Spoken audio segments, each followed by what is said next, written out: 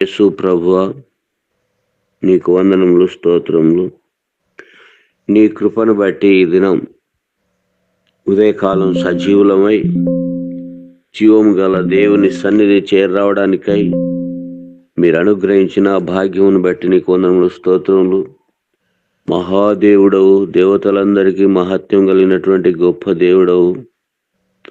అల్పులము, అయోగ్యులము, అవిధేయులము అయినను మా ఎడల మీకు కలిగి ఉన్నటువంటి ఆలోచన, ఉద్దేశములు ఎంతో గొప్పవి.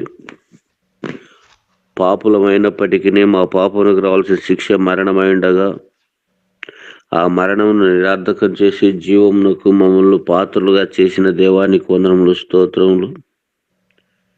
రక్షింపబడిన దినం మొదలుకొని ఇంతవరకు ఆయా రీతులుగా ఆత్మీయంగా ఎదుగు నిమిత్తమై కలుగజేసిన సదుపాయములు అనేకములు.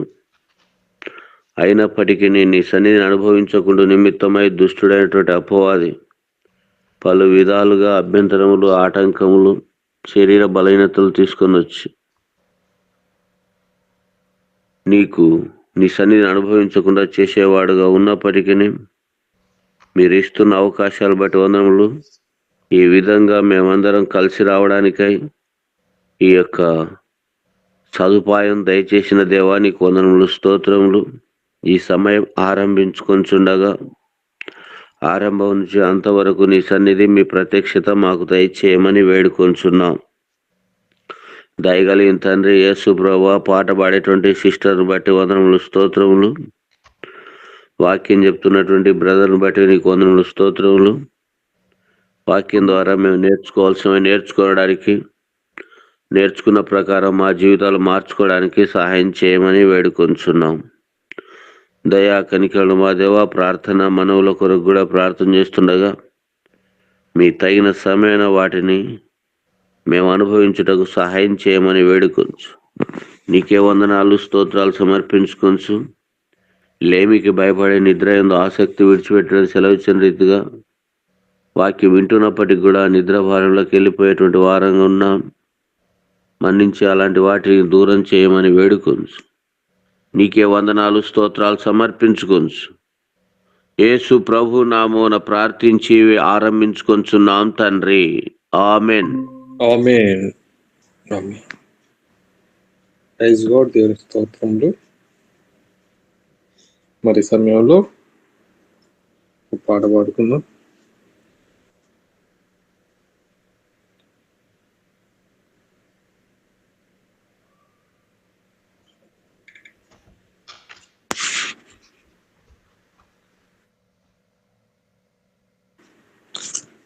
స్తోత్రము రాజా, స్తోత్రము రాజా పాట పాడదాం. స్తోత్రము రాజా, స్తోత్రము రాజా, స్తోత్రము రాజాది రాజా, స్తోత్రము రాజా, స్తోత్రము రాజా. స్తోత్ర పాత్రుడా, పూజనీయుడా, నిత్యము నాసితుల పాలుడా. స్తోత్ర పాత్రుడా, పూజనీయుడా, నిత్యము నాసితుల పాలుడా. సత్యుడా, పరలోకనాథుడా, నిత్యుడా, శ్రీ యేసునాథుడా. స్తోత్రము రాజా, స్తోత్రము రాజా. స్తోత్ర పాత్రుడా, పూజనీయుడా, నిత్యము నాసితుల పాలుడా. స్తోత్రము రాజా, స్తోత్రము రాజా. ఆకాశము నీ మహిమను ఇహ లోకమందలి సర్వమును. ఆకాశము నీ మహిమను ఇహ లోకమందలి సర్వమును. ఏకమగున తీంచుచుండ నీకర్పించు జీవ ఫలములు.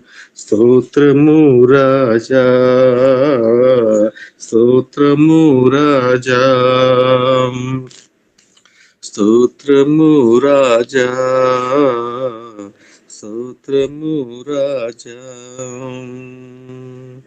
మరణ ఛాయలోయలో మడి తెరవుగానక నరుగువేళ.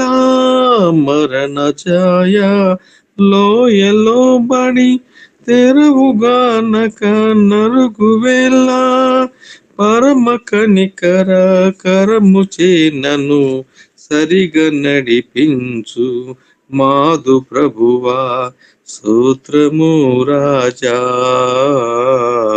స్తోత్రము రాజా, స్తోత్రము రాజా, స్తోత్రము రాజా. స్తోత్ర పాత్రుడా, స్తుతుల పాత్రుడా, నిత్యము నీ స్తుతుల పాత్రుడు. పాట చాలా రోజులు లేదని పాడనీకే ట్రై చేశాను. దయచేసి సహోదరి భక్తులు. స్తోత్రము రాజా, స్తోత్రము రాజా, స్తోత్రము రాజాదిరాజా, స్తోత్రము రాజా, స్తోత్రము రాజా. ఇడుములు కడు సుడలు కైవడి వడి వడిగా నన్ను పెనుగుణంగా. ఇడుములు కడు సుడులు కైవడి వడి వడిగా నన్ను పెనుగుణంగా. విడువను ఎడబాయనంచు విజయమిచ్చిన యేసురాజా. విడువను ఎడబాయననుచు విజయమిచ్చిన యేసురాజా. స్తోత్రము రాజా, స్తోత్రము రాజా, స్తోత్రము రాజా, స్తోత్రము రాజా. మరణ ఛాయలోయలో బడి తరువుగానక నరుగువేళ. మరణ ఛాయలోయలో బడి తెరవుగానక నరుగువేళ. పరమ కనికర కరము నన్ను సరిగా నడిపిన మాదు ప్రభువా.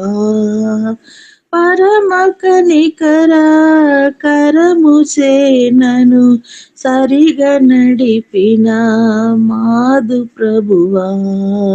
స్తోత్రము రాజా, స్తోత్రము రాజా, స్తోత్రము రాజా, స్తోత్రము రాజా. అరయనాలో నీదు రూపము సరిగా నేర్పడు వరకు నన్ను. అరయనాలో నీదు రూపము సరిగా నేర్పడు వరకు నన్ను. తరచు శ్రమల అనుభవమున పొరల చేసిన యేసురాజా. తరచు శ్రమల అనుభవమున పొరల చేసిన యేసురాజా. స్తోత్రము రాజా, స్తోత్రము రాజా, స్తోత్రము రాజాదిరాజా, స్తోత్రము రాజా, స్తోత్రము రాజా. Praise lord. దేవుని నామానికి మహిమ కలుగును గాక. దేవుని స్తోత్రములు. మరి సమయంలో పరిశుద్ధ గ్రంథంలో నుంచి ఆదికాండము 24వ అధ్యాయం. ఆదికాండము 24వ అధ్యాయము 3 భాగాలుగా అందులో నుంచి చూద్దాం. ముగ్గురు చదువుతారు సహోదరులు. 24వ అధ్యాయం మొదటి 20 వచనాలు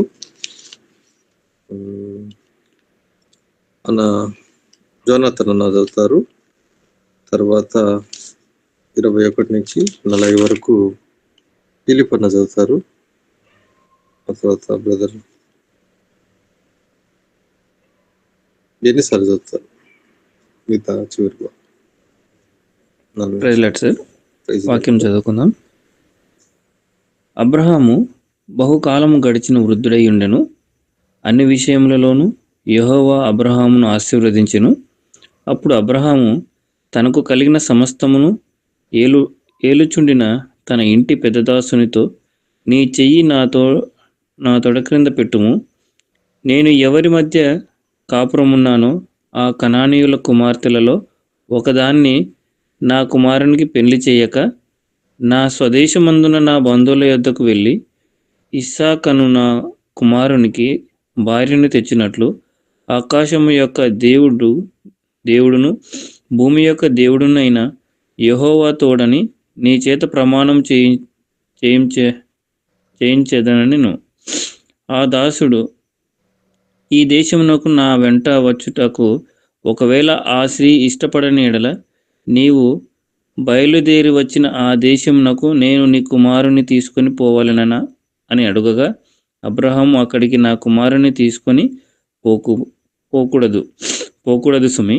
నా తండ్రి ఇంట నుండి, నేను పుట్టిన దేశం నుండి నన్ను తెచ్చి నాతో మాట్లాడిన నీ సంతానమునకు ఈ దేశమునిచ్చేదనని ప్రమాణం చేసిన నాతో చెప్పిన పరలోకపు దేవుడగు యెహోవా తన దూతకు నీకు ముందుగా పంపును. అక్కడ నుండి నీవు నా కుమారునికి భార్యను తీసుకుని వచ్చేదవు. అయితే నీ వెంట వచ్చుటకు ఆ స్త్రీ ఇష్టపడని ఎడల ఈ ప్రమాణం నుండి విడుదల పొందెదవు. గాని నీవు నా కుమారుని అక్కడికి తీసుకొని పోకూడదని అతనితో చెప్పెను. ఆ దాసుడు తన యజమానుడగు అబ్రహాము తొడ క్రింద తన చెయ్యి పెట్టి ఈ సంగతి విషయమై ప్రమాణం చేసెను. అతడు తన యజమానుని ఒంటెలలో 10 ఒంటెలను, తన యజమానుని ఆస్తిలో శ్రేష్టమైన నానావిధములగు వస్తువులను తీసుకొని పోయెను. అతడు లేచి అర్మహరాయములోనున్న నాహోరు పట్టణము చేరి సాయంకాలమందు స్త్రీలు నీళ్లు చేదుకొనుచు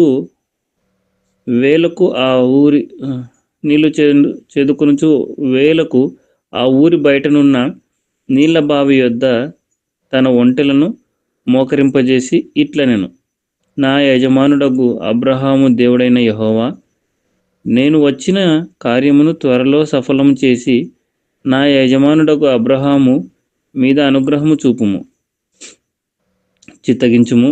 నేను ఈ నీళ్ల ఊట యొద్ద నిలిచి ఉన్నాను. ఈ ఊరి వారి పిల్లలు నీళ్లు చేదుకొనుటకు వచ్చుచున్నారు. కాబట్టి నేను త్రాగునట్లు నీవు దయచేసి నీ కడువను వంచుమని నేను చెప్పగా, నీవు త్రాగుము, నీ ఒంటెలకును నీళ్లు పెట్టెదనని ఏ చిన్నది చెప్పునో ఆమెయే నీ సేవకుడైన ఇస్సాకు కొరకు నీవు నియమించినదై యుందునుగాక. అందువలన నీవు నా యజమానుని మీద అనుగ్రహము చూపితివని తెలుసుకుందును. నేను అతడు మాట్లాడుట చాలింపక ముందే అబ్రహాము సహోదరుడైన నాహోరు భార్యయగు మిల్కా కుమారుడైన బెతునియేలుకు పుట్టిన రిబ్కా కడవ భుజము మీద పెట్టుకొని వచ్చెను. ఆ చిన్నది మిక్కిలి చక్కనిది. ఆమె కన్యక. ఏ పురుషుడును ఆమెను కూడలేదు. ఆమె ఆ బావిలోనికి దిగిపోయి కడువ నీళ్లతో నింపుకొని ఎక్కి రాగా, ఆ సేవకుడు ఆమెను ఎదుర్కొనుటకు పరిగెత్తి, నీ కడవలో నీళ్లు కొంచెము దయచేసి నన్ను త్రాగనిమ్మని అడిగెను. అందుకు ఆమె, అయ్యా, త్రాగుమని చెప్పి త్వరగా తన కడవను చేతి మీదకి దించుకొని అతనికి దాహమిచ్చెను. మరియు ఆమె అతనికి దాహమిచ్చిన తర్వాత, నీ ఒంటెలు త్రాగు మట్టుకు వాటిని నీళ్లు చేదిపోయేదునని చెప్పి, త్వరగా గాడిలో తన కడవని కుమ్మరించి తిరిగి చేదుటకు ఆ బావికి పరిగెత్తుకొని పోయి అతని ఒంటెలన్నిటికీ నీళ్లు చేదిపోసెను. దేవుడి మాటలు దీవించును గాక.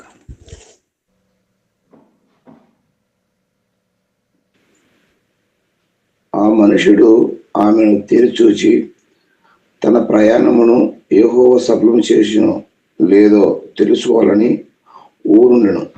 ఊరుకొనెను. ఒంటెలు త్రాగవైన తర్వాత ఆ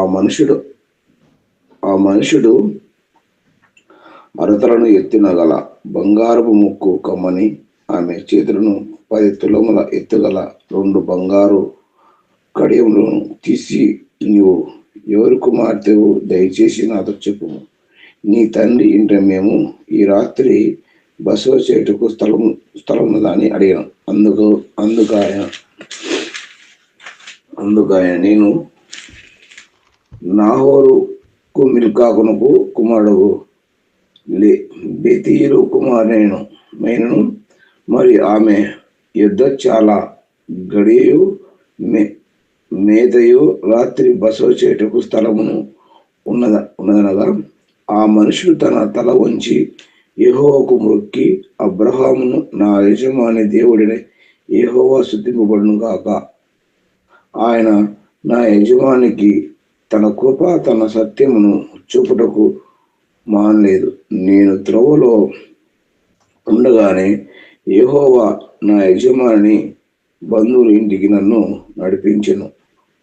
అంతటా ఆ చిన్నది పరిగెత్తుకుని పోయి ఈ మాటలు తన తల్లి ఇంటి వారికి తెలిపెను. రిబ్కా లాబాను నొక సహోదరుడు ఉండుండెను. అప్పుడు లాబాను ఆ బావి దగ్గర వినపడున్న ఆ మనుషుని యుద్ధను పరిగెత్తుకుని పోయాను. అతడు ఆ ముక్కు కమ్మని తన సహోదరి చేతులున్న ఆ కడియములను చూచి, ఆ మనుషుడు ఇలాగా నాతో మాట్లాడని తన సహోదరైన రిబ్కా చెప్పిన మాటలు విని ఆ మనిషిని యుద్ధకును వచ్చాను.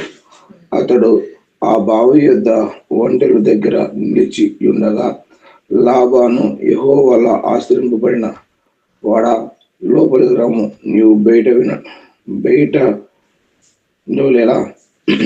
ఇండ్లు ఒంటెలను స్థలమును నేను సిద్ధం చేయించుతాను.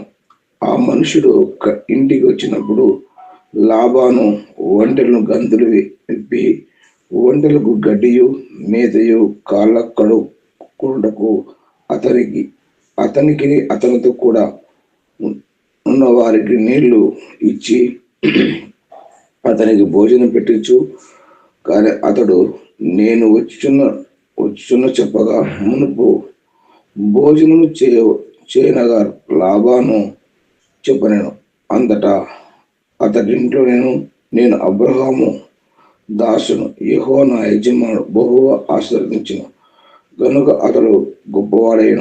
అతనికి గొర్రెలను గొడ్లను ఎండి బంగారములను దాసీ జనులను ఒంటెలను గాడిదలను దయచేసాను. నా యజమాని భార్య అయిన సారా వృద్ధాప్యములో నా యజమానికి కుమారుని కలిగిన. నా యజమానుడు తనకును కలిగిన యావత్తు అతనికి ఇచ్చి ఉన్నాడు. మరియు నా యజమానుడు నాతో, నేను ఎవరి దేశమందు నివసించున్నానో ఆ కానానీయులలోని ఒక పిల్ల నా కుమారునికి పెళ్లి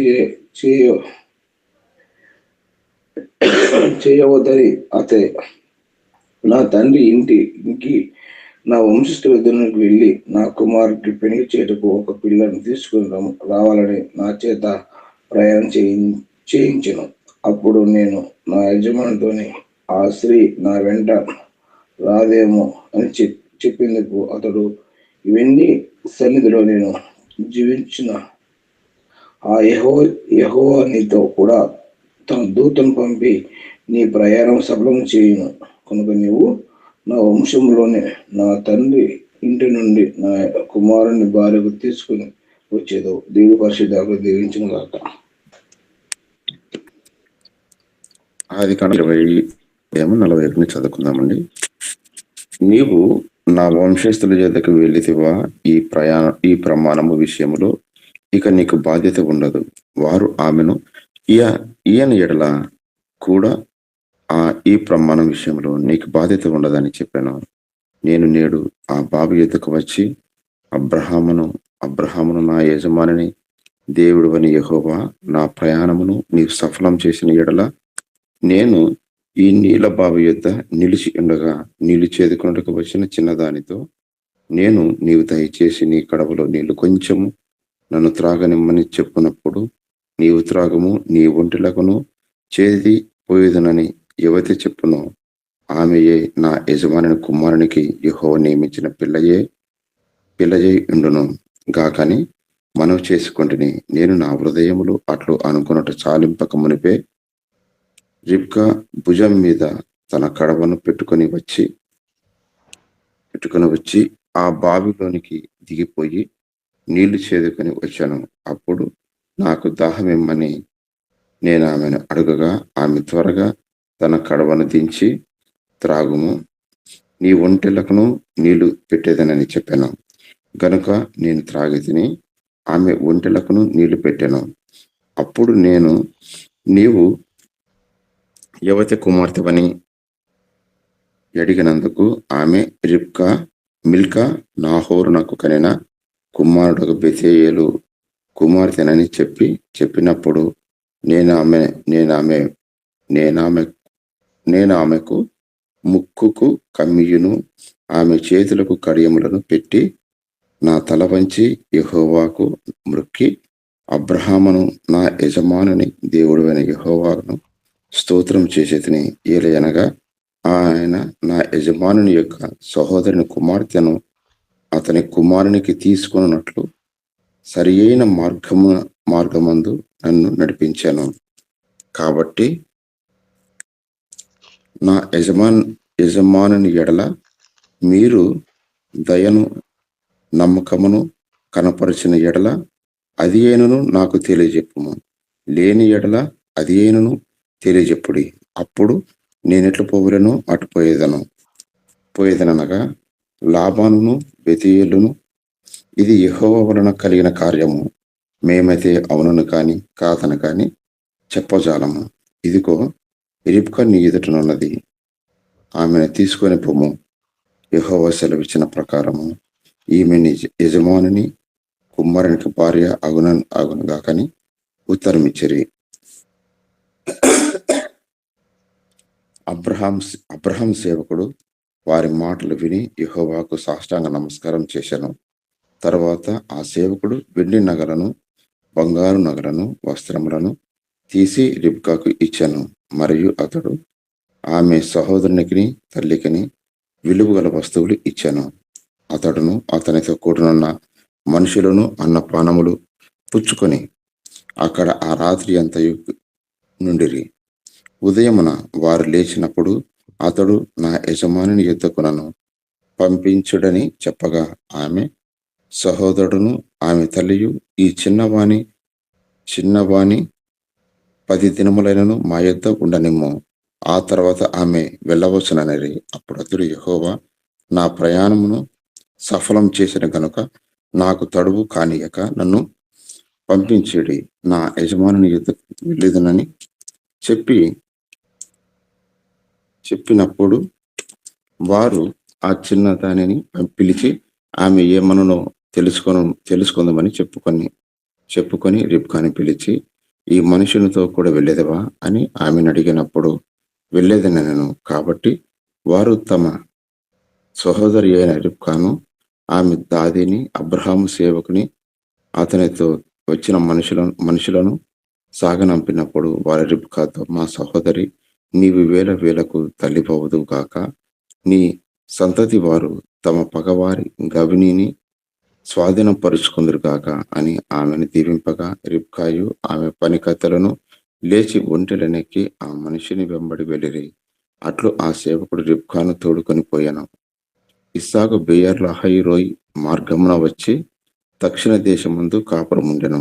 సాయంకాలమున ఇస్సాకు పొలములో ధ్యానింప బయలువెళ్ళి కన్నులెత్తి చూచినప్పుడు ఒంటెలు వచ్చుచుండెను. రిబ్కా కన్నులెత్తి ఇస్సాకును చూసి ఒంటె మీద నుండి దిగి మనల్ని ఎదుర్కొనుటకు పొలములో నడుచుచున్న ఆ మనుష్యుడెవరని దాసుని నడగగా అతడు ఇతడు నా యజమానుడని చెప్పాను. గనుక ఆమె ముసుగు వేసుకొనెను. అప్పుడు ఆ దాసుడు తాను చేసిన కార్యములన్నీ ఇస్సాకుతో వివరించి చెప్పాను. ఇస్సాకు తల్లి అయిన శారా గుడారంలోనికి ఆమెను తీసుకొని పోయాను. అట్లు అతడు రిబ్కాను పరిగ్రహింపగా ఆమె అతనికి భార్య ఆయను. అతడు ఆమెను ప్రేమించెను. అప్పుడు ఇస్సాకు తన తల్లి విషయమై దుఃఖ నివారణ పొందాను. Sir thank you sir. Praise God. దేవుని స్తోత్రములు.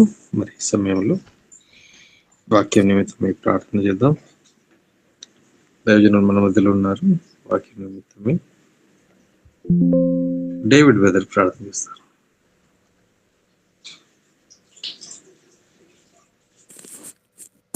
ప్రార్థించుకున్నాను. మహాపరిశుద్ధుడా, గొప్ప దేవ, పరులకు తండ్రి, నీ పాదములకు వందనములు స్తోత్రములు చెల్లిస్తుంటున్నాం నాయన. అవునాయన, చదవబడిన లేఖన భాగాన్ని ప్రభువా నాయన, మీరు నాయన ఈ దినం మాకు ఇచ్చినందుకు వందనములు స్తోత్రములు చెల్లిస్తుంటున్నాం తండ్రి. అవునాయన, యజమానుడికి దాసుడు ఎలా అయితే నాయన ఉంటాడు ప్రభా, అలాంటి స్వభావాలను మాకు దయచేయమని అడుగుతుంటున్నాం తండ్రి. అవునాయన, పితబడుతున్న వాక్యాన్ని ప్రభా మీ దాసుని మీరే ముట్టి ఆయనను మీరు బురగా వాడుకున్నామని అడుగుతుంటున్నాం తండ్రి. అవునాయన, చేరి వచ్చిన ప్రతి ఒక్కరిని నేను మీరే దీవించి బలపరిచి వాక్యం వినుటకు నాయన మంచి నేత్రం జ్ఞానమును తెరచమని, వినుటకు శక్తిని దయచేయమని, ఆయన విని వారందరికీ ప్రభా మంచి వాక్యంని స్థిరపరచుకున్నామని దయచేయమని అడుగుతుంటున్నాం తండ్రి. చేరి వచ్చిన ప్రతి కుటుంబాలను మీరు దీవించి బలపరిచి నాయన మరొకసారి ప్రభా వాక్య వినుటకు శక్తిని దయచేయమని నజరేయుడైన యేసు నామమున అడిగి వేడుకుంటున్నాం తండ్రి. ఆమేన్. Praise God. దేవుని స్తోత్రం. మరి ఈ సమయాన్ని దైవజనుడికి అందిస్తున్నాను. Sir praise Lord sir. Praise the Lord. మిత్రులారా, అందరికీ మన ప్రభువైన యేసు క్రీస్తు వారి నామంలో వందనాలు తెలియజేస్తున్నాను. దేవుని యొక్క మహా గొప్ప కృప మరి యొక్క నూతన దినాన్ని ఆయన మనకు అనుగ్రహించాడు. మన నాసికా రంధ్రాలలో శ్వాస నిశ్వాసలు ఇంకా జరుగుతూ ఉన్నాయంటే అది దేవుని కృప. మిత్రులారా, మరి నూతన దినాన దేవుడు తన ముఖదర్శనం చేసుకోవడానికి, తన స్వరాన్ని వినడానికి మనకు అనుగ్రహించినటువంటి గొప్ప తరుణమును బట్టి దేవునికి వందనాలు తెలియజేస్తున్నాను. మనం చదివినటువంటి ఈ ఆదికాండము 24వ అధ్యాయంలో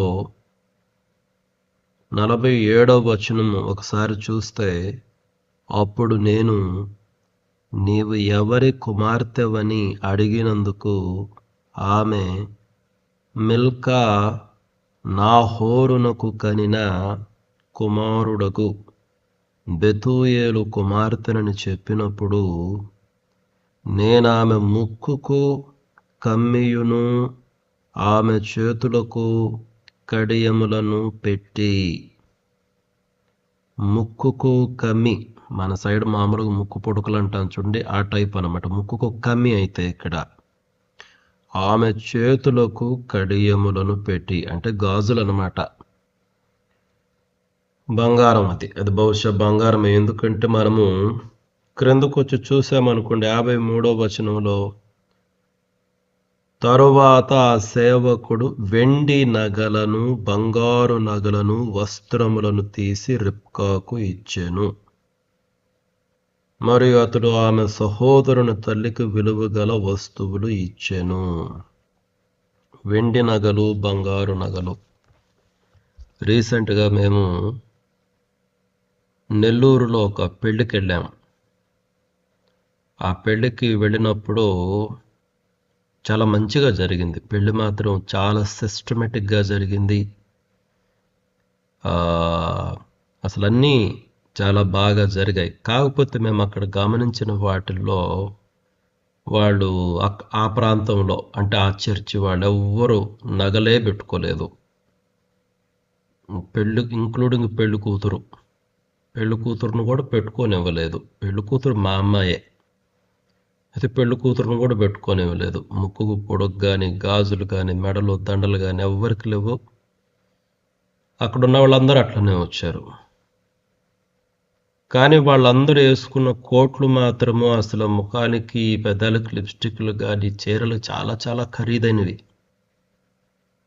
మేబీ వాళ్ళకి ఏమన్నా నగలంటే అలర్జీ ఉందేమో మరి తెలీదు. ఆ సంఘం మొత్తానికి బంగారు నగలంటే అలర్జీ అనమాట.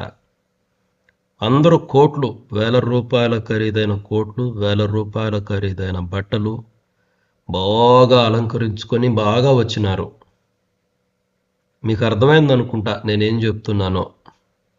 సరే, అదొక విచిత్ర ధోరణి అనిపించింది.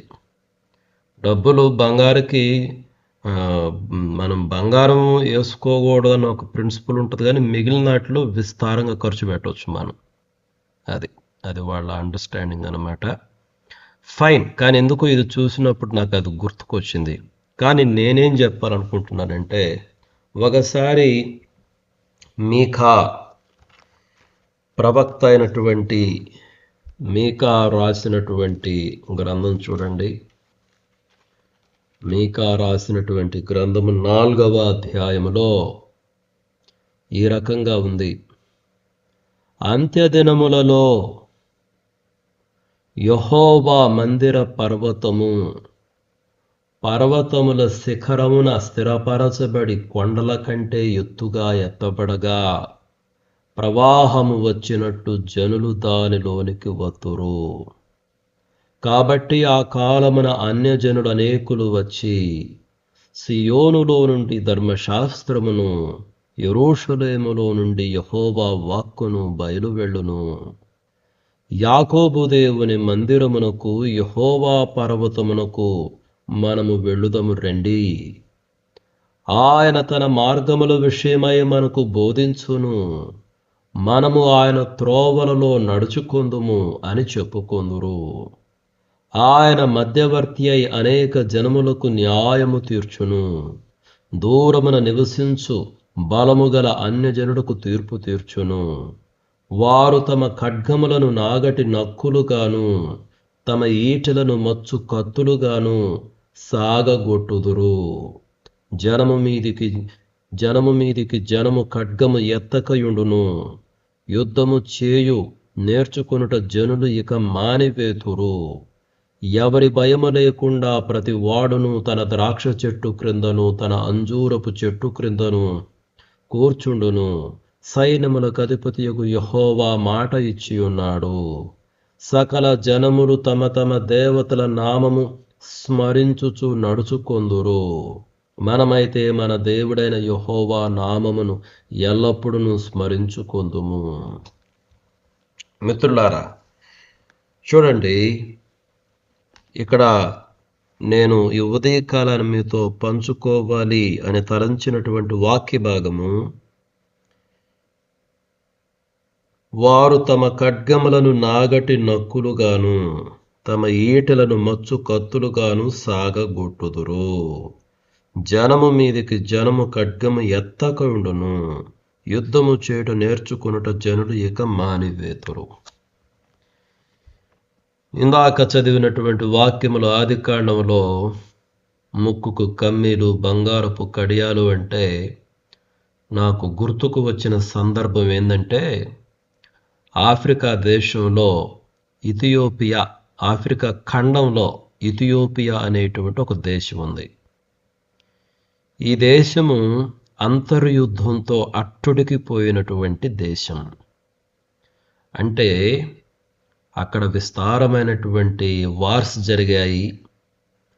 ప్రభుత్వానికి ప్రజలకి మధ్య, రాజకీయ పార్టీలకి మధ్య, అదేవిధంగా అక్కడున్నటువంటి ఈ ఫ్యూడల్ పీపుల్, ల్యాండ్ లార్డ్స్ ఉన్నారు కదా, భూస్వామి వ్యవస్థ, వారికి ప్రజల మధ్య, తర్వాత కొంతమంది డిక్టేటర్స్ ఉన్నారు, వాళ్ళకి ప్రజల మధ్య, గ్రూప్స్ అన్నమాట. ఆ యొక్క ఇథియోపియా దేశం అనేటువంటిది ఎప్పుడు యుద్ధాలతోటి అట్టుడికి పోయినటువంటి భూమి అన్నమాట, బాంబులు ఇవన్నీ.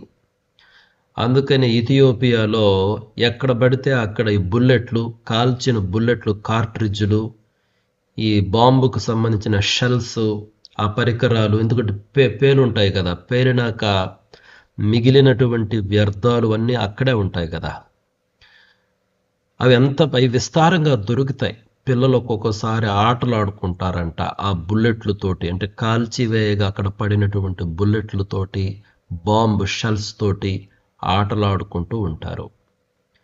అయితే కొంతమంది కళాకారులు వాళ్ళు ఏం చేశారంటే, వాళ్ళు తమ యొక్క నిరీక్షణను, అంటే ఒక రోజునకు దేశము బాగుపడిద్ది, భవిష్యత్తు, ఒక మంచి భవిష్యత్తు ఉంది అన్నదానికి గుర్తుగా వాళ్ళు ఏం చేశారంటే, ఆ యొక్క బుల్లెట్లు లేకపోతే బాంబు షెల్స్, ఆ పరికరాలు, ఆ వస్తువులు, వాడి పడేసిన వస్తువులను ఉపయోగించి ముక్కు కమ్మీలు, చేతులకు కడియాలు అంటే గాజులు, మెడలోకి నెక్లెస్లు వాళ్ళు చేస్తారంట.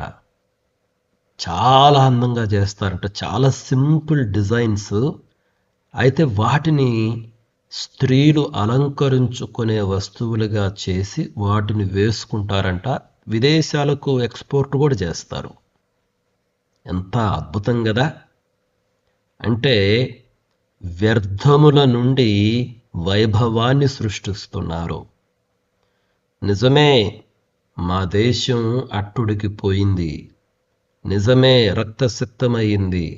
నిజమే, ఎక్కడ చూసిన బుల్లెట్లు, బాంబు షెల్స్, ఎక్కడ చూసినా మనుషులను చంపుకునే వ్యర్థాలు ఇవి మనుషులను చంపుకోవడానికి ఉపయోగించినటువంటివే కదా.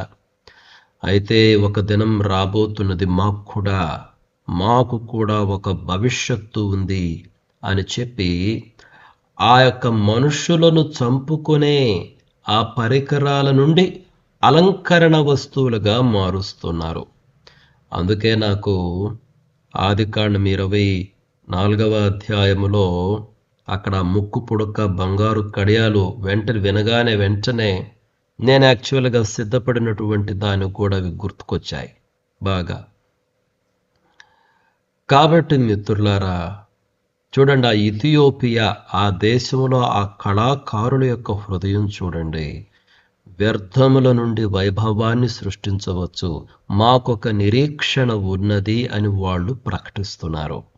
అదొక మంచి వ్యాపారం కూడా వాళ్ళకి కదా.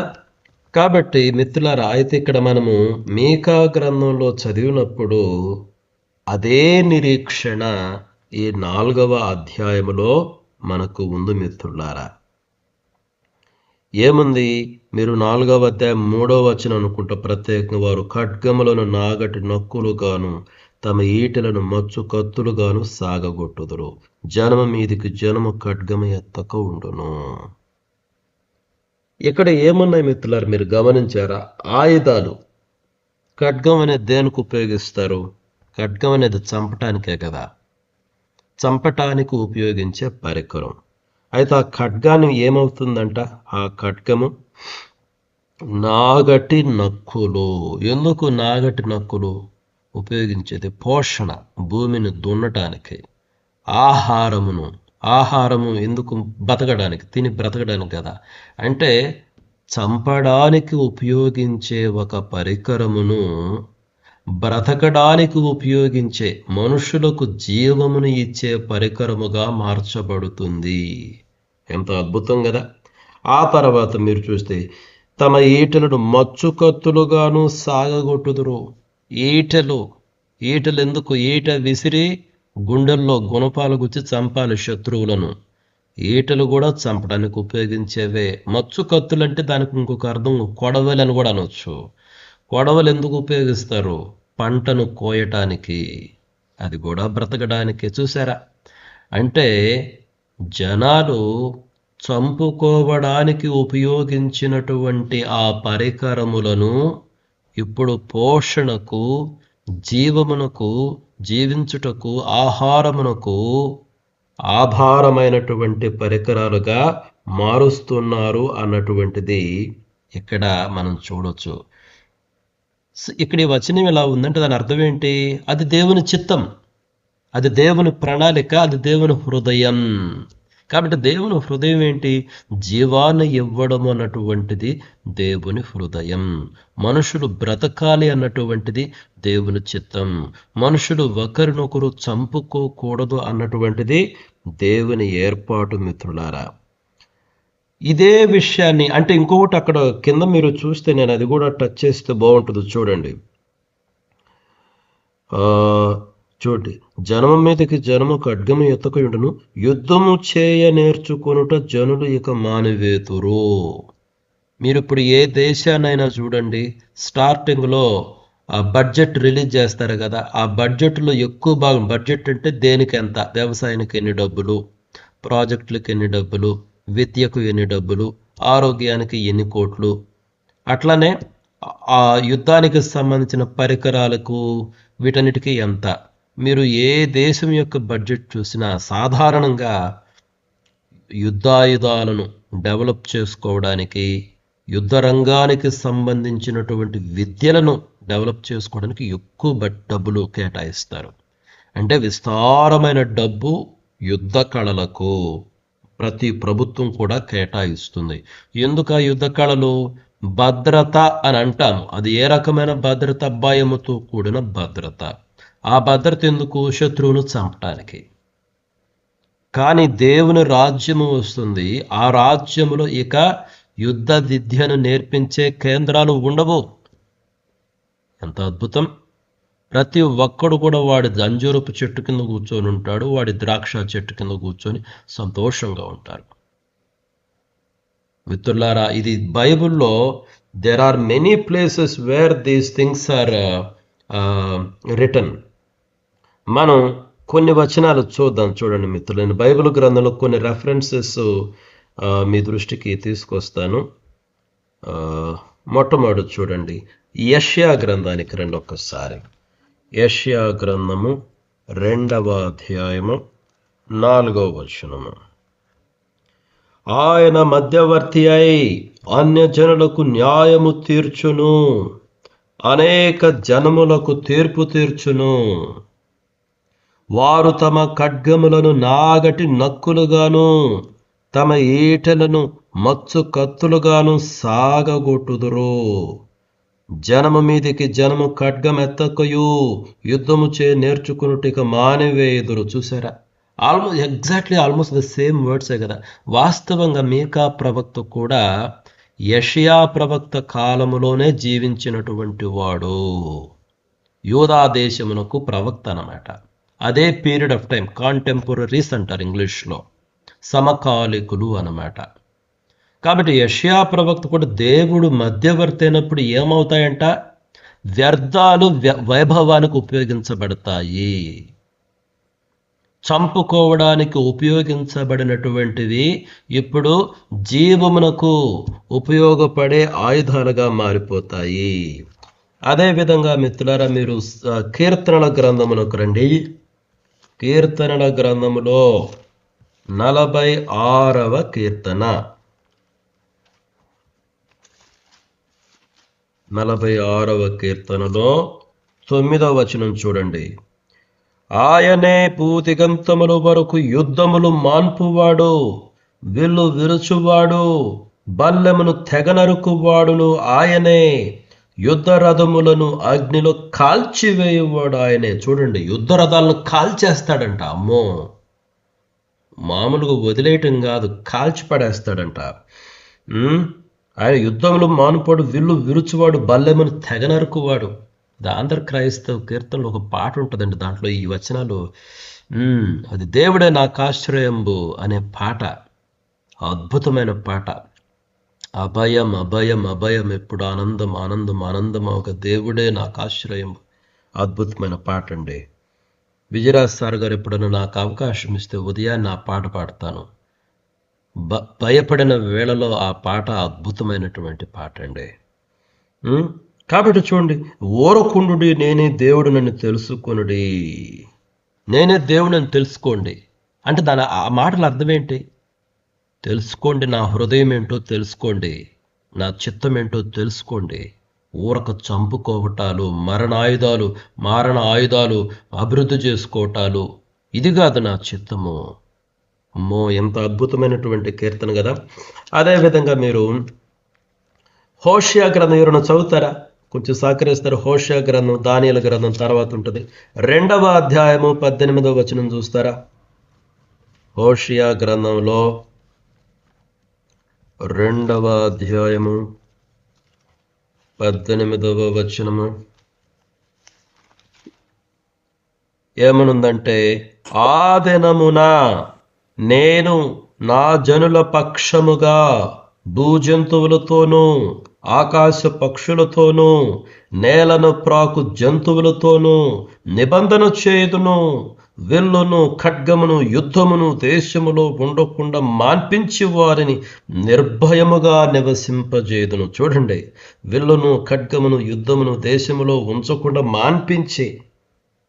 అప్పుడప్పుడు నేను పిల్లల్ని, నూతన పనులు పిల్లల్ని, అరే మీరు పెద్ద అయినాక ఏమవుతారా అని అడిగితే పిల్లలు అంటారు, నేను మిలిటరీ అంటారు, నేను సైనికుణ్ణి. కానీ రానున్న దేవుని రాజ్యంలో సైనికులు అవసరం లేదు, మిలిటరీ అవసరం లేదు. కొన్ని వృత్తులు ఉన్నాయి చూడండి, కొన్ని వృత్తులు రానున్న దేవుని రాజ్యంలో అవి ఉండవు. డాక్టర్ వృత్తి ఉండదు చూడండి, చాలామంది డాక్టర్లు చదువుతున్నారు ఇప్పుడు. కానీ దేవుని రాజ్యంలో డాక్టర్ వృత్తి ఉండదు, ఎందుకంటే రోగాలు ఉండవు కదా. ఇంజనీర్లకు బాగా పని ఉంటుంది చూడండి, మిగిలిన వాళ్ళకి ఇంజనీర్లకు బాగా పని ఉంటుంది, డాక్టర్లకు నాకు తెలిసి పని ఉండదు. ఎందుకంటే రానున్న దేవుని రాజ్యంలో రోగాలు ఉండవు మిత్రులారా. అదేవిధంగా సైనికులతో పనే లేదు మిత్రులారా. కాబట్టి మిలిటరీ కానీ ఇటువంటి వృత్తులు ఉండవు చూడండి రానున్నటువంటి దేవుని రాజ్యంలో. రైట్. కాబట్టి మిత్రులారా, దేవుని యొక్క హృదయము ఏంటో మనకు అర్థమవుతుంది. శాంతి, సమాధానము, మరణము, చంపుకోవడము, యుద్ధాయుధాలు ఇవి దేవుని చిత్తము కాదు. కానీ పోషణ, బ్రతుకుట, ఒకరిని ఒకరికి శాంతి, సమాధానము, సంతోషము, భయము లేకుండా జీవించుట, ఇవి దేవుని చిత్తం. అందుకనే బైబిల్ గ్రంథంలో ఎప్పుడో ఒక మాట ఉంటుంది, బూడిదకు ప్రతిగా పూదండని ఇస్తాడని ఉంటుంది. ఒకసారి రండి యెషయా గ్రంథానికి రండి మిత్రులారా. యెషయా గ్రంథంలో 61వ అధ్యాయము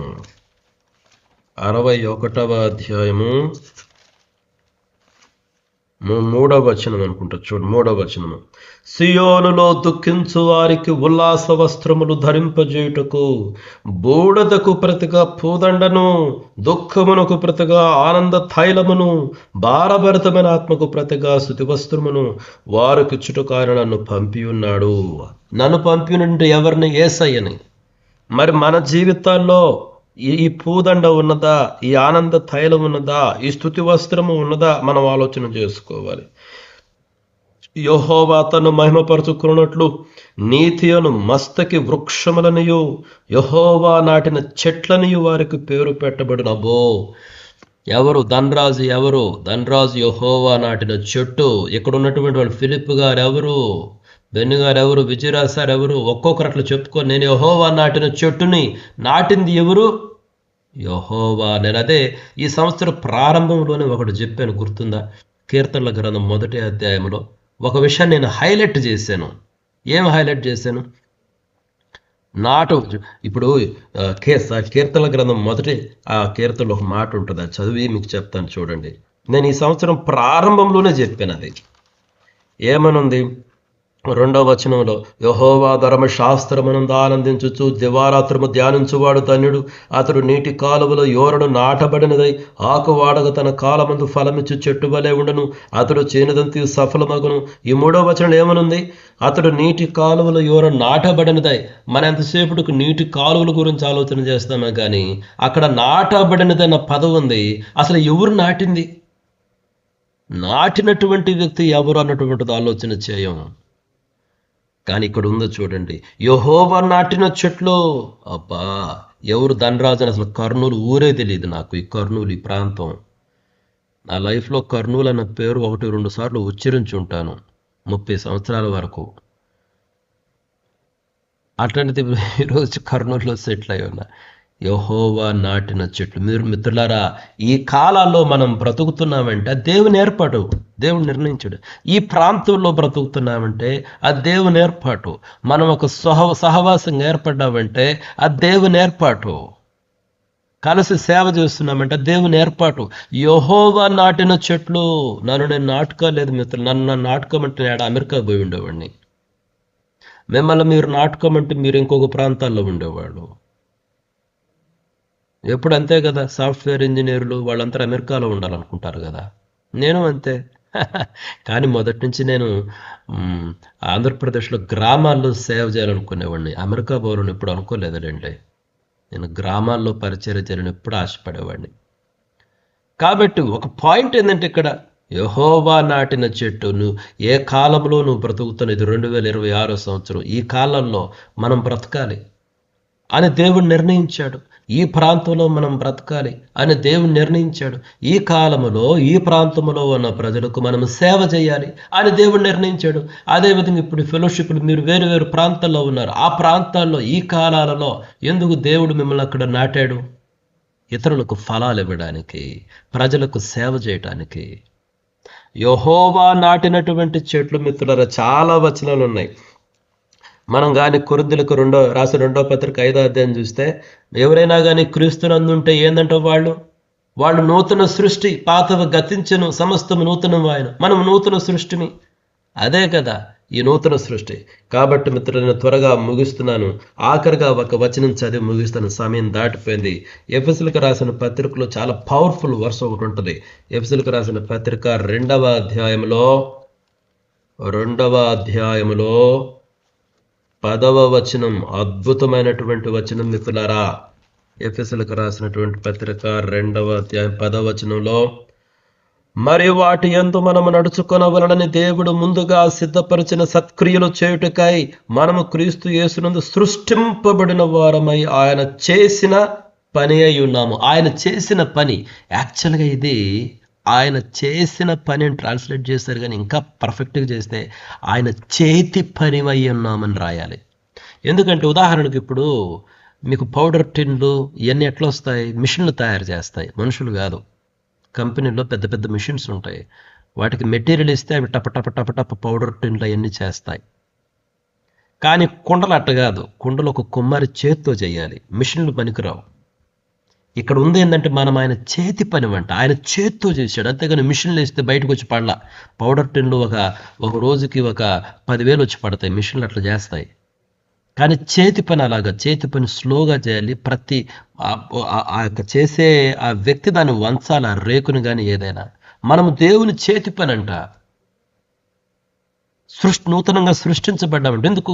ఆయన ఏర్పరిచిన కార్యాలు చేయడానికి. అక్కడ ఉందో చూడండి, ఆయన ముందుగా ఏర్పరిచిన సత్క్రియలు చేయడానికి. కాబట్టి ఈరోజు నేను సత్క్రియలు చేయాలనుకుంటే అవి మనం సృష్టించటంలా, అది ఆయన ఏర్పాటు చేసాడు. మనం చేయాల్సిన సత్క్రియలు ఏందో ఆ క్రియలు చేయాలని ఈ కాలాలలో ఈ ప్రాంతంలో నన్ను నాటాడు.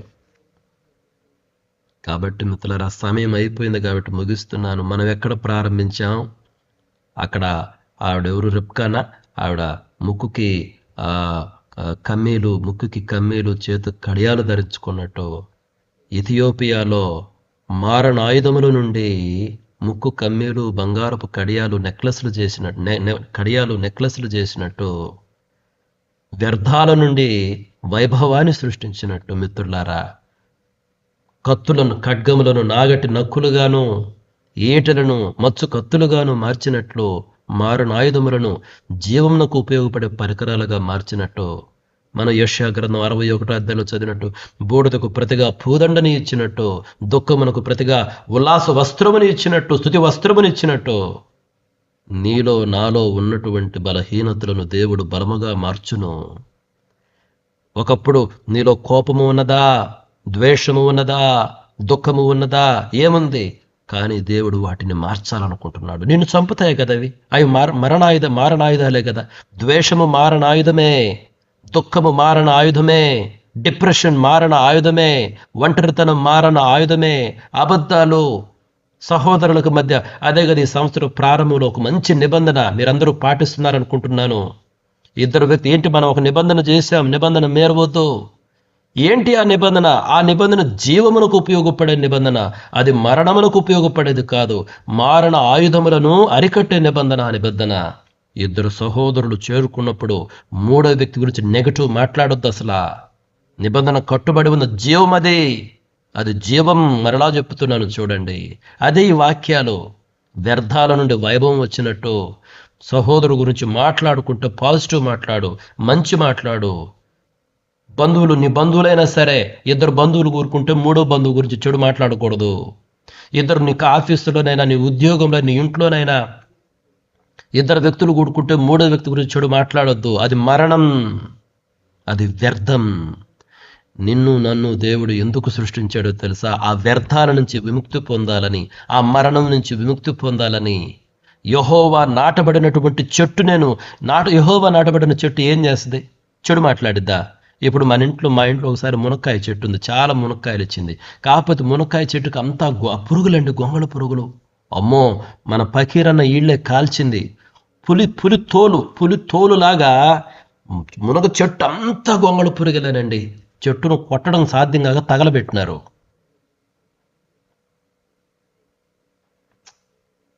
మునక్కాయలు మంచివే, కానీ ఇల్లంతా గొంగళ పురుగులైతే ఎట్లా? యెహోవా నాటిన చెట్టు ఒకరి గురించి ఒకరు చెడు మాట్లాడుకుంటే ఎట్ట మిత్రులారా? నువ్వు యెహోవా నాటబడిన చెట్టు అని చెప్పు. నేను యెహోవా నాటబడిన చెట్టుని, నేను మంచి మాట్లాడతాను, జీవం మాట్లాడతాను, ప్రేమ మాట్లాడతాను, క్షమాపణ, దయ, కరుణ, ఇది ఈ చెట్టు. చెప్పు, నీ నోటితో నువ్వే ఒప్పుకో, నేను యెహోవా నాటబడిన చెట్టును అని. నాటబడిన వాడు గొప్పవాడు మిత్రులారా. ఎందుకు? ఆయన నిన్ను నన్ను నాటింది కాబట్టి మిత్రులారా. వ్యర్థముల నుంచి వైభవం వచ్చినట్టు, బూడిదకు ప్రతిగా పూదండ ఇచ్చినట్టు, బ్యూటీ ఫ్రమ్ యాషెస్ అంటారు ఇంగ్లీష్లో, బ్యూటిఫుల్ పదం అది. దుఃఖమునకు ప్రతిగా ఉల్లాస వస్త్రమును, స్తుతిని ఇచ్చినట్టు నా జీవితము నా మిత్రులారా ప్రేమతోటి, క్షమాపణతోటి, దయతోటి, ప్రోత్సాహంతోటి, జీవముతోటి, మంచితోటి మన జీవితాలు స్థిరపడాలి.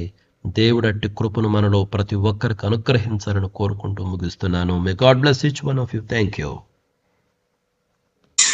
Praise God. దేవునికి స్తోత్రములు. మరి సమయంలో ప్రార్థన చేద్దాం. ప్రార్థన విన్నపాలు తెలియపరచండి. ఉదయకాలం ప్రయాణం కోసం ప్రార్థించండి. నేను మా మిస్సెస్ ప్రయాణమే ఇస్తున్నాం కర్నూలుకి. మా ప్రయాణం కోసం ప్రార్థన. ఒక్క అనౌన్స్మెంట్ సార్ మిత్రులారా. యాక్చువల్గా జీవరత్నం గారు పోయిన సంవత్సరం మీటింగ్ జరిగింది కదా వాళ్ళ ఇంటి దగ్గర. ఆ వాక్యం చెప్పి వచ్చేటప్పుడు అక్కడ ఉన్నటువంటి కొంతమంది విశ్వాసులు వాళ్ళు నన్ను పదే అడగటం జరిగింది. సార్, ఇక్కడ మాకు చర్చి లేదు, మాకు చర్చి లేదు, మాకు చర్చి లేదు. ఒకరు కాదు, ఇద్దరు కాదు, 3-4 అడిగారు వచ్చి, వెంటబడి వచ్చి. అయితే వాళ్ళ స్వరాన్ని, వాళ్ళ ఆశలు విన్నాము. అయితే ఇప్పుడు అక్కడ మేము చర్చి ప్రారంభించడం లేదు, కానీ ఈరోజు శుక్రవారం ఒక బైబిల్ స్టడీని ప్రారంభిస్తున్నాం. అయితే ఆ స్టడీని నేను జీవరత్నం గారికి చెప్పాను, స్టడీ ప్రారంభిస్తానంటే బాధ్యత నేను తీసుకోను. మీరు, జీవరత్నం గారు, విజయరాజ్ సారు, ఫిలిప్ గారు, మీరు ముగ్గురు దాని బాధ్యత తీసుకొని ఆ బైబిల్ స్టడీ నడిపించండి. ఒక సీతాకోక చిలుక ఎలాగో రావాలి అంటే అది అనేక దశల్లో పోయినట్టు మీరు దీన్ని నీరు కట్టి ఫలింపజేస్తే ఈ బైబిల్ స్టడీ స్లోగా దేవుని చిత్తమైతే, దేవుని ఏర్పడితే ఒక చర్చిగా మారిద్ది. కాబట్టి డైరెక్ట్గా చర్చి అని బోర్డు అట్లా కాదు, బైబిల్ స్టడీ అని చెప్పాను. అంటే దేవుడు నాకు ఇచ్చిన తలహం బట్టి నిన్న చెప్తే ఆయన ఒప్పుకున్నాడు. వెంటనే ఈరోజు బైబిల్ స్టడీ ఏర్పాటు చేశాడు. ఈరోజు సాయంత్రం ఉంది.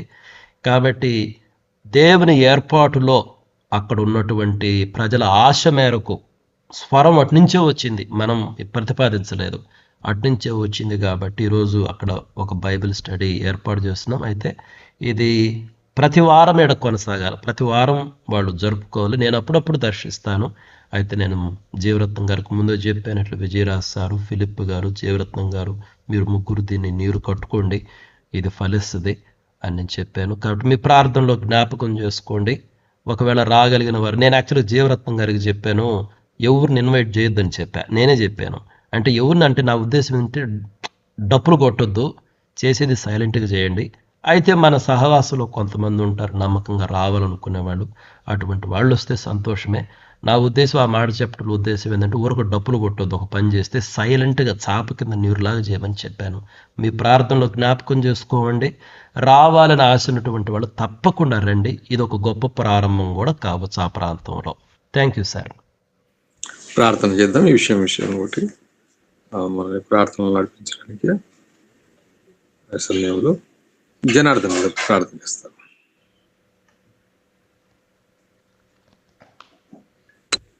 ప్రార్థన చేసుకున్నాం సార్. పరిశుద్ధుడా, మహోన్నతుడా, మహాగణుడమైన మా ప్రియ పరలోకమందున మా తండ్రి, మీకు వేల వందనాలు, స్తుతులు, స్తోత్రం చెల్లించున్నాం తండ్రి. గొప్ప దేవుడు, గొప్ప తండ్రి నాయన, గడిచిన కాలం అంతే మమ్మల్ని కాచి కాపాడినారు ప్రభా తండ్రి. మరొక దినాన ప్రభా నీ సన్నిధిలో మేమందరం ఈ విధంగా నాయన ఉదయకాలం నీ సన్నిధిలో చేరి ప్రభా నేను స్తుతించుటకు నాయన, నీ మాటలు ధ్యానించుకుంటకు నాయన మీరు ఇచ్చిన భాగ్యం బట్టి మిమ్మల్ని స్తుతిస్తున్నాం తండ్రి. అయ్యా, నీ నీటి కాలంలో ఎవరైనా మమ్మల్ని నాటినావు ప్రభా. ప్రతి ఒక్క ప్రభా నాయన నీ మేలులు అనుభవిస్తూ ప్రభా నేను జ్ఞాపకం చేసుకొని నాయన నీ చిత్త ప్రకారంగా నడువుటకు మాకు సహాయం దయచేయమని వేడుకొంచున్నామయ్యా. గొప్ప దేవా, మీకే స్తోత్రాలు చెల్లించున్నాం తండ్రి. నీ చిత్తంలో తండ్రి మమ్మల్ని ఏర్పరచుకున్నావు ప్రభా. మీ సహాయం మాకు ఎల్లవేళలా అనుగ్రహించండి. మీరే కృప చూపును వేడుకొంచున్నాం తండ్రి.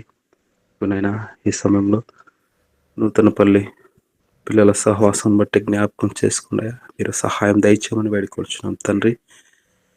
పిల్లల మనసులలో మీరు విత్తనాలు విత్తించారయ్యా, మీరు ఫలింప చేయమని, ఆ సహవాసానికి సాతాను శక్తుల నుంచి విడిపించమని ప్రభా నీ సన్నిధిలో అడుగుచున్నాం తండ్రి. సహాయం దయచేయండి. అలాగే నేను ప్రభా అనారోగ్యంతో ఉన్న బిడ్డలున్న ప్రభా జ్ఞాపకం చేసుకోండియా తండ్రి. మీరు కృప చూపమని, బిడ్డలందరినీ ముట్టండి, మంచి ఆరోగ్యం దయచేయమని నేను వేడుకొంచున్నాం తండ్రి. గోపాల్ కుమారుడు అక్షయ్ను బట్టి జ్ఞాపకం చేసుకుని ఆయన బాబును స్వస్థపరచమని ప్రభా నీ సన్నిధిలో అడుగుచున్నాం తండ్రి. అలాగే నైనా ప్రభా విశ్వతేజ నైనా ప్రభా మెయిన్స్ రాయబోతున్నాడు ప్రభా, బిడ్డను బట్టి జ్ఞాపకం చేసుకొని మీరు సహాయం దయచేయమని నీ సన్నిధిలో అడుగుచున్నాం తండ్రి. అలాగే నైనా ప్రభా ఇంకా నైనా ఎగ్జామ్స్ రాసిన బిడ్డలు ఉన్న ప్రభా వారిని బట్టి జ్ఞాపకం చేసుకొని యేసేపు వారి కుటుంబం బట్టి నేను వారి కుటుంబ ఆదరణ కొరకే ప్రార్థిస్తున్నాం తండ్రి. అలాగే శంకరప్ప గారిని బట్టి వారి కుటుంబం కొరకేనైనా వారిని ఆదరించమని ప్రభాని నడుచున్నాం. సహాయం దయచేయండి. ప్రతి ఒక్కరిని తండ్రి జ్ఞాపకం చేసుకోండి అయ్యా. ఇక్కడ చేరిన ప్రతి కుటుంబం జ్ఞాపకం చేసుకుని మీ సహాయం దయచేయమని వేడుకొంటున్నాం తండ్రి. ఎవరి అవసరతలు అక్రతలు ప్రతిదీ నువ్వు ఎరిగిన వాడునైనా మీ సహాయం దయచేయమని వేడుకొంటున్నాం తండ్రి. మరి అలాగే ప్రభా జీవరత్నం సార్ తండ్రి కలిసి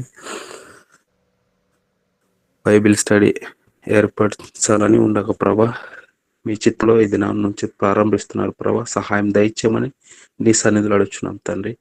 మీరే సహాయం దయచేయండి. మీ కృపా కాపుదల బిడ్డలపై ఉంచమని మమ్మల్ని అందరినీ నీ చిత్తంలో నడిపించుకోమని నీ ప్రియకుమారుడైన మా ప్రభువైన యేసుక్రీస్తు నామములో నిన్ను అడిగి వేడుకొంచున్నాం తండ్రి. ఆమేన్. మన పరమ తండ్రి అయిన దేవుని ప్రేమయు మన ప్రభును రక్షకుడైన యేసుక్రీస్తు వారి కృపయు పరిశుద్ధాత్మన్యమైన సహవాసం సకల పరిశుద్ధులకును ప్రత్యేకముగా ఈ ఉదయకాలమని ఇక్కడ చేరిన ప్రతి ఒక్కరికి వారి కుటుంబములకును వారికి కలిగిన సమస్తమునకును సదాకాలము తోడయుండి నడిపించును గాక. ఆమేన్. ఆమేన్. ఆమేన్. అందరికీ ప్రభువు వందనాలు. Praise the Lord. అందరికీ వందనాలు